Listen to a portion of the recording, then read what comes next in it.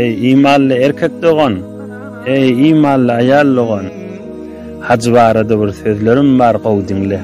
Allah üçin sana eşitdireyin.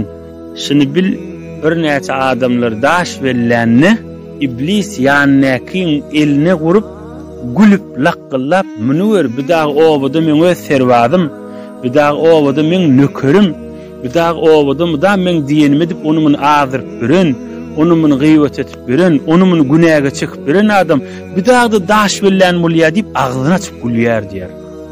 Ey musulman, bärde oba garada da şeytana daşat ýan boljak.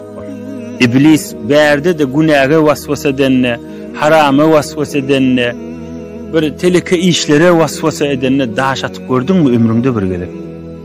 Bir gıybata, töhmete, bir onumuna eziyet vermedin çürüyüm sana yüreğine waswasa edenne bir daşat gördükmü? Bir uqymyz tutup duqa, qarnymyz dok wagtynda ay bu yatağa diýenne şeytana daşatyp turup dehret kılıp namaza gaýym durduk.